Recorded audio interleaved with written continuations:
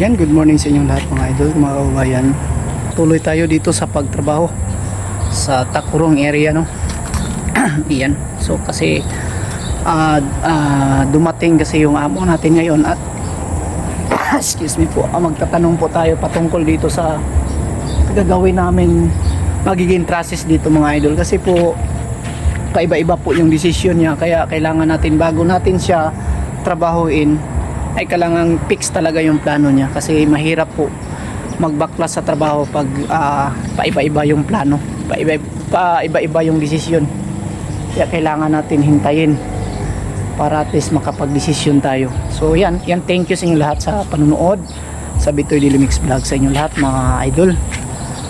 Salamat po sa pagsuporta ng ating munting channel sa Bitoy Daily Mix Vlog, sa pag-subscribe sa lahat po ng hindi pa nakapag-subscribe, ng ating mga viewers na nanonood lang pero hindi nakapag-subscribe. Sana po ay mag-subscribe kayo sa ating munting channel sa Bitoy Daily Mix Vlog.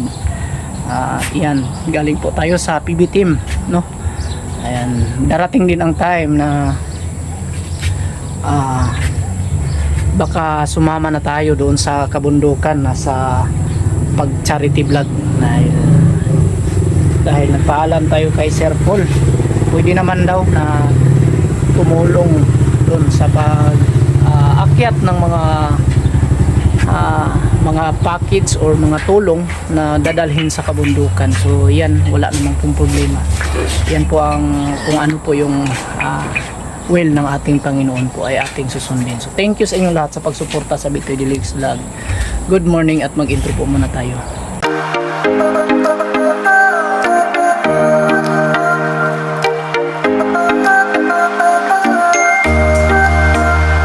Good morning sa inyong lahat mga idol. Dito tayo sa munting kusina namin, no. Yan. Umaapoy-apoy na, parang kalan. So gagawin natin dito is magluto tayo ng itlog. Yung itlog ay napakaraming luto na pwedeng gawin. Itlog namin. Mix natin.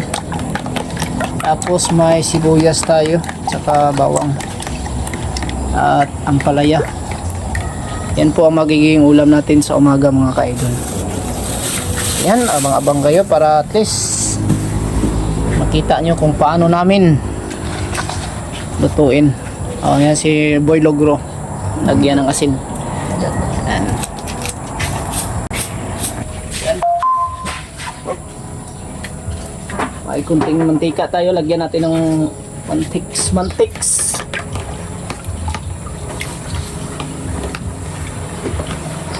Abangan nyo si Chef Bitoy Logro.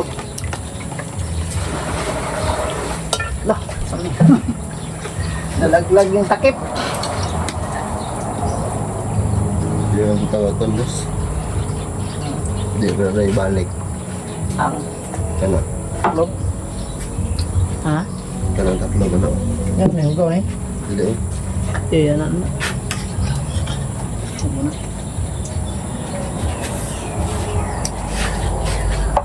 Meron ka tagluwag dito kong be. So may bawang tayo. Kita natin. Hiwain natin ng pino para at least magiging. Hiwain natin ng mabuti. Paano ba itong camera natin na sisira man? Ano ba ito may okay na?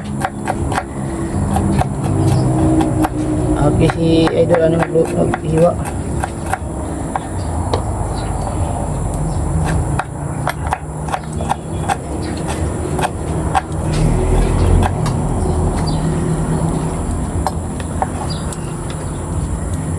Sibuyas. Ano sibuyas tino na kay inuuna natin pag prito yung bawang. Sunod natin yung sibuyas. Hihi!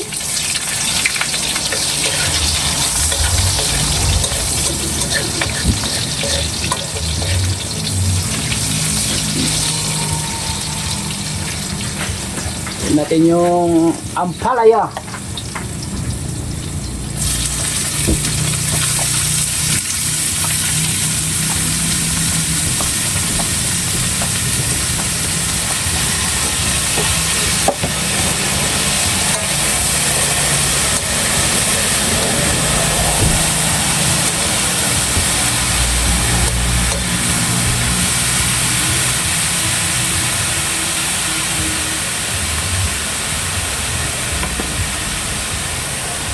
Siyempre, lagyan natin ng magic to. Magic. Lagyan natin ng seasoning. Kamayin lang natin, malinis yung kamay natin ha.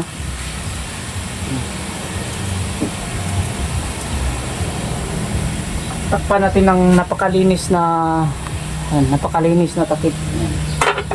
Yuhu!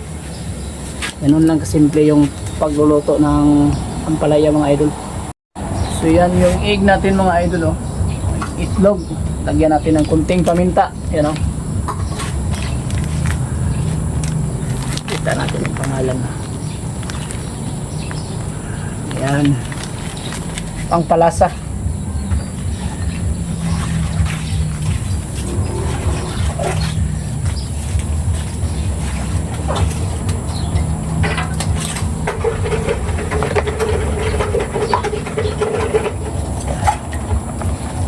Bali 8 piraso po yung itlog at 1 kilong ampalaya. Yan. Yung ating recipe for today's video.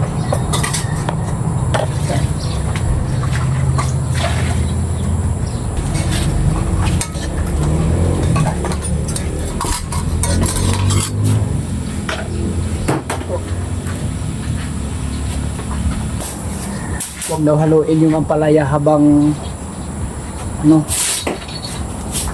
palagay sa kalayo kasi lalong pumait daw. Hayaan na lang daw siya na kusang maluluto. Yan. Yan ay lagay na natin yung egg.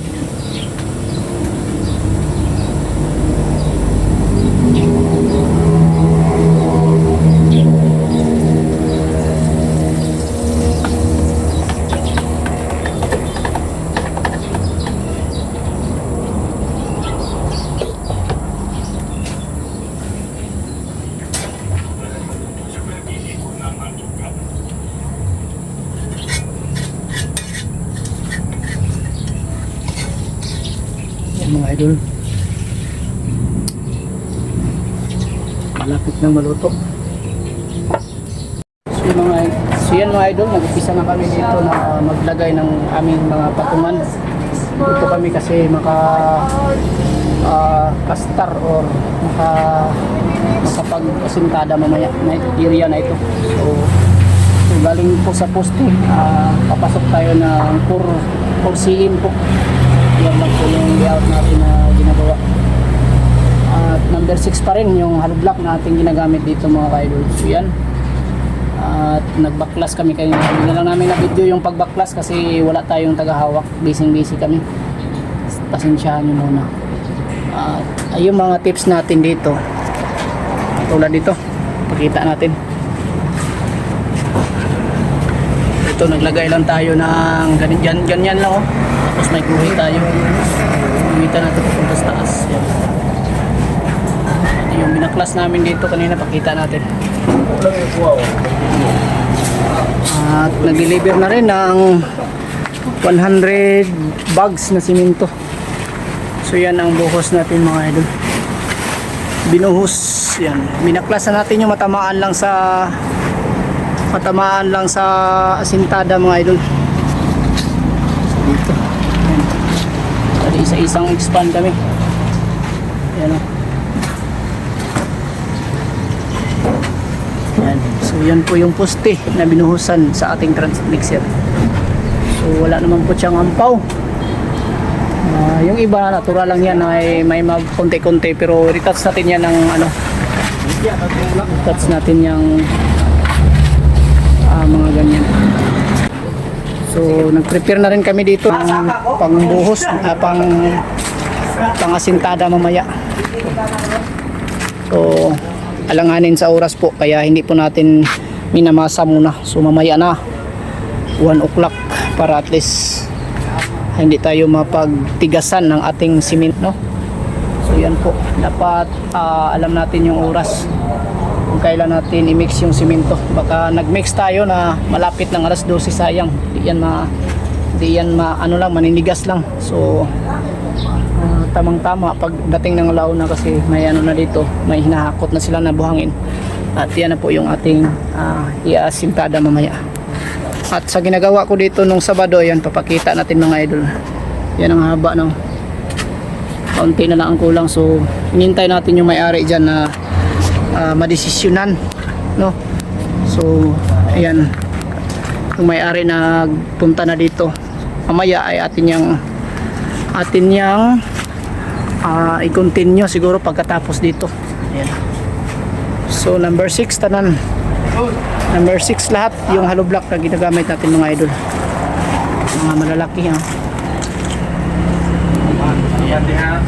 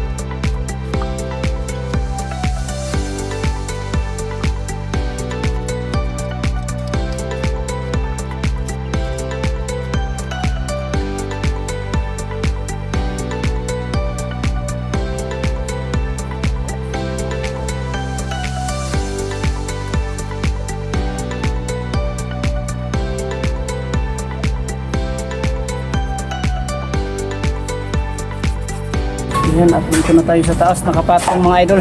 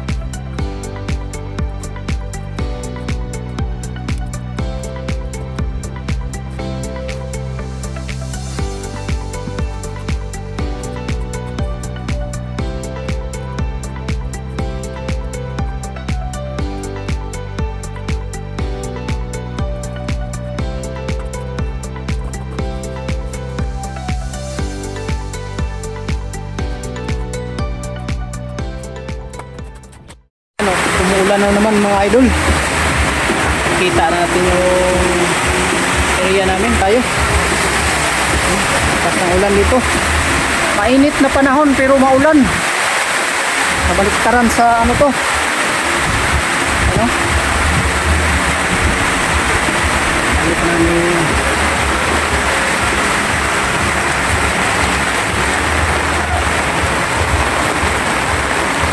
Yung isa, kahit maulan, no, nagtrabaho pa rin, no.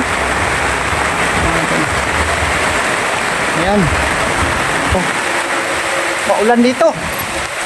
Maulan na mainit. Ayan natin yung simento dito. Kita natin yung natapos namin na ginawa. Pasensya na po kayo mga ka-idol, mga kababayan. Kasi kahapon po ay hindi tayo nakapag-upload kasi biglang sumakit po yung ulo ko. Parang iwan ko, ang sakit-sakit ng pakiramdam po kahapon, mga siguro nasa ano yun, 2 o'clock ng hapon siguro. Biglang sumakit yung pakiramdam ko. Kaya hindi ako nakapag-upload. Pasensyahan nyo muna at yung mga viewers natin po na hindi po natin na shout out kasi wala tayong upload kahapon. Pasensya na po kayo. Pasensya na po talaga mga idol. So ayan, napakita natin yung natapos namin dito. Ito po yun o. Kita natin ha. So yung bali dito sa gilid mga idol, tapos na po yan namin na palitadahan to lahat. Kita natin. Yan na po yung bintana niya. Sagad na yan sa taas. Yan o. Sagad na yan.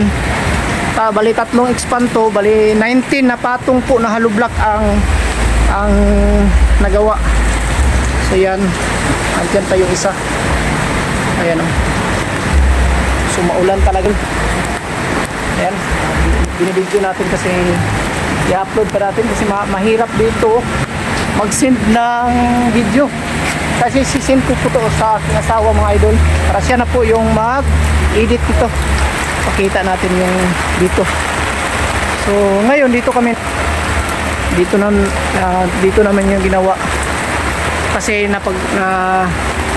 napag-usapan na namin sa may-ari dito, banda sa taas yan. Pag-usapan na namin dyan banda na hanggang dyan po yung sarado.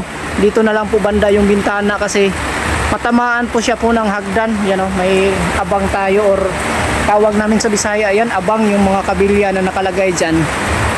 Papita natin yung mga kabilya na yan, yung dito banda. Yan ang mga kabilya na yan is preparasyon yan para sa hagdan.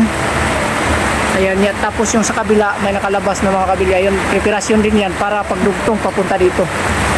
So yan, bali mahirap talaga mga gasintada mga idol kasi napakakapal ng hollow block na ginagamit namin. Number 6 po.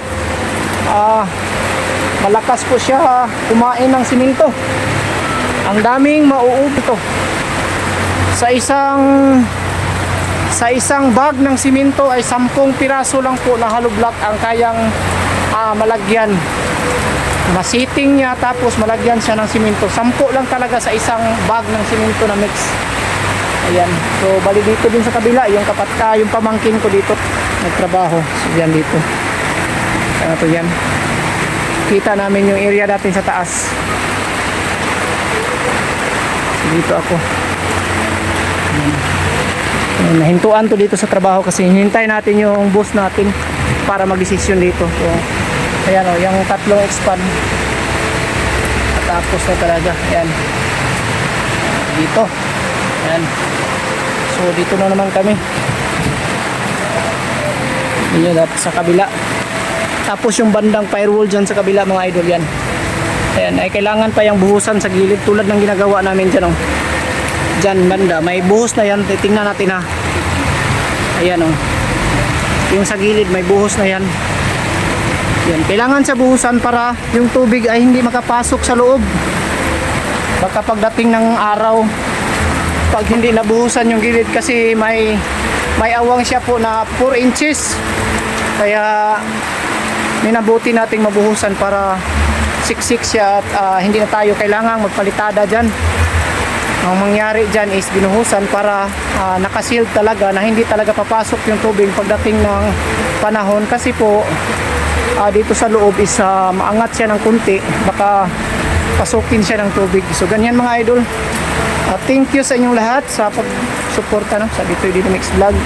Yan lang po muna ang vlog natin sa araw na ito mga idol. So thank you sa inyong lahat na palaging sumusuporta po pati sa ating mga bagong new subscriber, sa ating mga subscriber dan new subscriber. Salamat sa pag-subscribe ng ating munting channel. Ayan, kay Bitoy Dynamics Vlog. At thank you din sa lahat sa pagsuporta sa Pugong Biyahero Team. at sa PB Team Panday. Yan, thank you sa inyong lahat, sa inyong kabaitan mga idol. Yan lang po muna ang vlog natin sa araw na ito. Thank you and God bless us all. Bye bye.